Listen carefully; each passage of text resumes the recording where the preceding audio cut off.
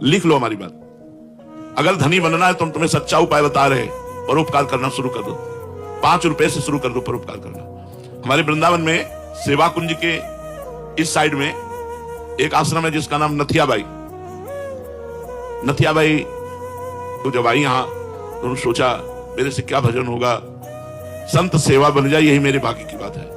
अब संत सेवा के लिए धन चाहिए, तो क्या करती है, यमुना किनारे उपले बिनती, जो जानवर गोबर कर देते हैं, सूख जाता है, उसे उपला कहते हैं, और ब्रजवासियों से आटा मांग लाती और रोटी बनाती, फिर संत को बुलाती। बहुत अब वो नाम जपते हुए ऐसी रोटी बनाती कि जो संत पाता वो बड़ाई करता।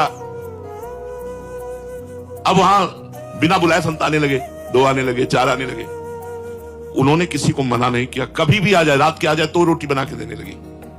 धीरे धीरे लोगों को पता चला, वहां दाल और आटे के बोरे, घी की टीनें पहुंचने लगी। धीरे धीरे आश्रम बन गया।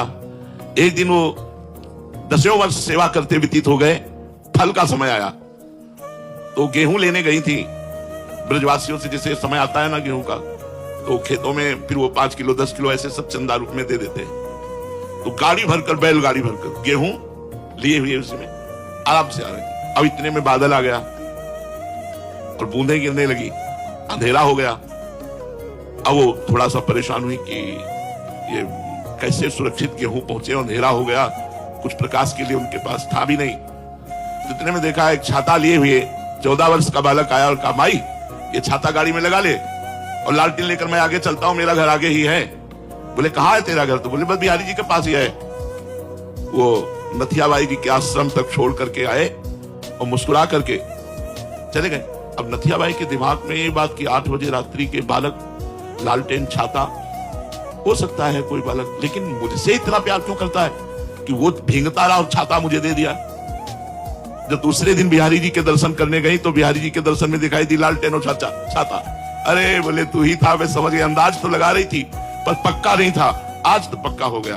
भगवान भक्त की सेवा करने वाले की स्वयं सेवा करने के लिए तत्पर रहते हैं। जैसे त्रिलोचन जी के यहां अंतर्यामी रूप से स्वयं संतों की सेवा की। इसलिए यदि गृहस्थ में धन पर विजय प्राप्त करनी है, धन की कामना और धन चाहिए उसकी पूर्ति, तो संत सेवा, बीमार की सेवा, गौ सेवा, ये जरूर करनी चाहिए। और शास्त्र आज्ञा करता है 10%, लेकिन 10% बेईमानी की कमाई का नहीं। अगर बेईमानी की कमाई का किया तो तुम भी नरक जाओगे और जो दान लेगा उसका भी पतन हो जाएगा।